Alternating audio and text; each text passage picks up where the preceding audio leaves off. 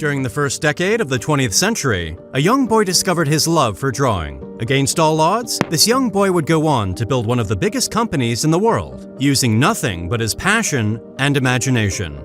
His name? Walt Disney. On December 5, 1901 in Hermosa, Chicago, Elias Disney and his wife Flora gave birth to their fourth son, Walter Elias Disney.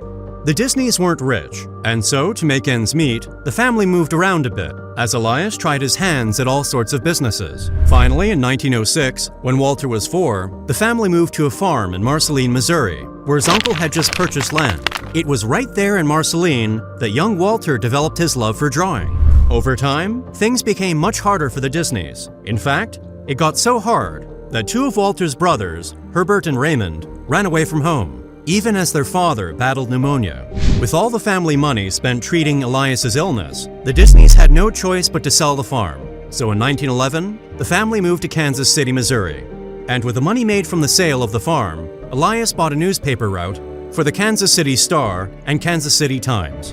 This move gave Walter and his brother Roy their first jobs, delivering newspapers in the mornings. By 1917, during World War I, Disney had become the cartoonist for his high school newspaper. However, he soon became bored with his job and tried to enlist in the United States Army. Unfortunately for Disney, he was barely 16 at the time, so he was rejected.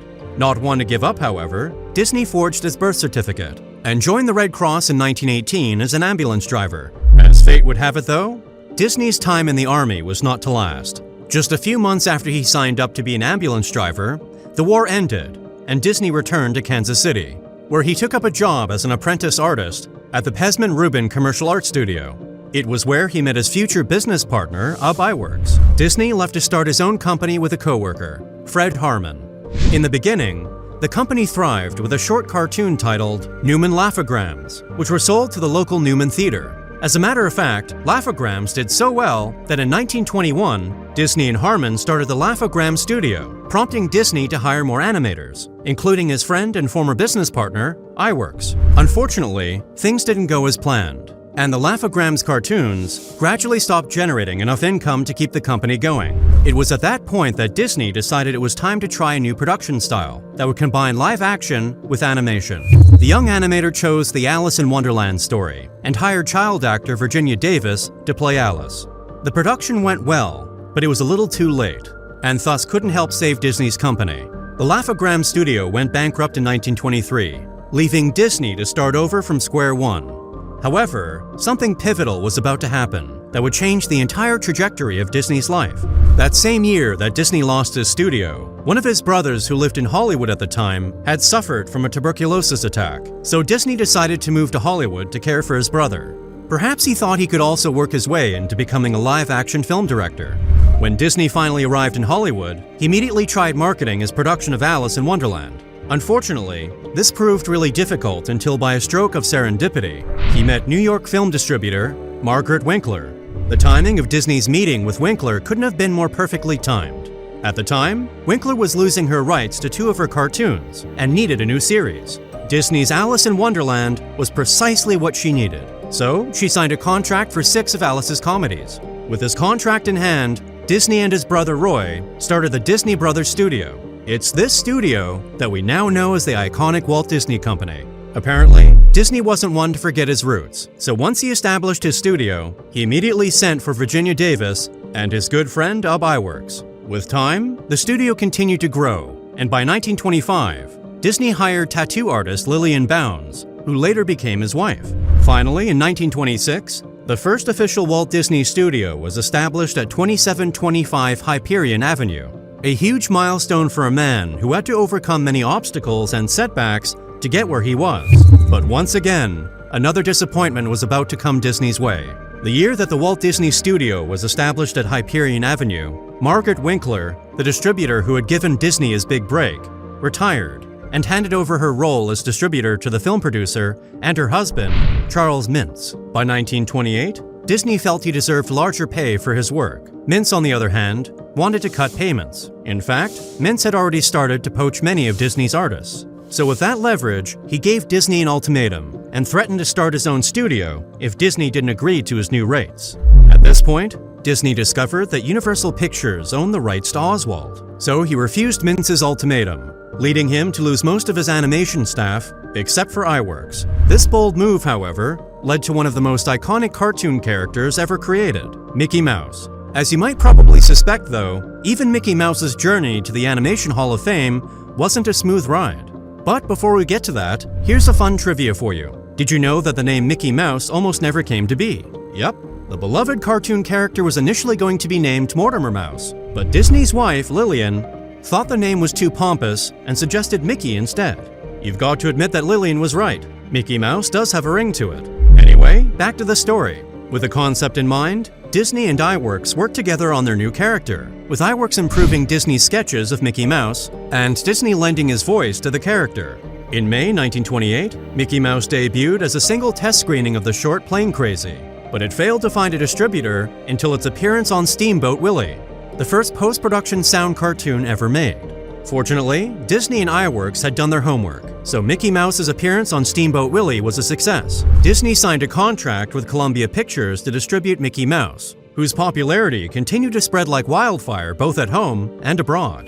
And that same year, Disney and his crew created Pluto, with Goofy joining the character lineup 2 years after. Always ready to better his craft, in 1932, Disney discovered the 3-strip Technicolor and filmed flowers and trees using this technology. Shortly after that, he got the sole right to use this technology, so all subsequent Silly Symphonies were shot in color. Flowers and Trees turned out to be both a commercial and critical success, as the film went on to win the inaugural Academy Award for Best Short Subject, with Disney also receiving an honorary award for Mickey Mouse. But in the middle of these highs, Disney was getting bored. The cartoon shorts genre was beginning to lose its flavor for the animator, so he made the bold move to produce a feature-length cartoon. This decision set the studio on a 4-year journey to produce the now iconic Snow White and the Seven Dwarfs. Snow White and the Seven Dwarfs was made in full color and sound, which cost Disney 3 times his original budget. But when the film premiered in December 1937, it went on to become the most successful motion picture of 1938 and 1939, grossing a total of $6.5 million. Soon, other feature films followed, like Pinocchio and Fantasia, which were both released in 1940. All seemed to be going well for Disney, until World War II hit, and the company suffered financial loss and couldn't produce a feature film for nearly a decade. But Disney bounced back with Cinderella in 1950, which earned $8 million in its first year, and it's been a hit of films from the company ever since.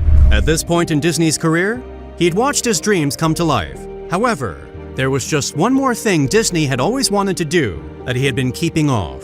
For many years, Disney toyed with the idea of building a park, a place where both children and adults could just come and relax and enjoy themselves. The inspiration for this idea came from taking his daughters to the amusement park, and with the studio now established and profitable, Disney decided it was time to start making plans for Disneyland.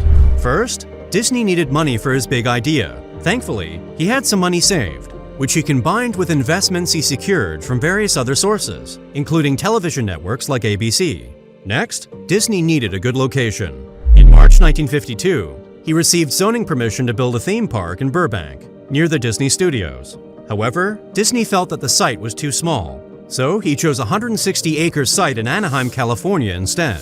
Anaheim was close to Los Angeles and accessible by all the major highways, which Disney felt was very important to his park's success.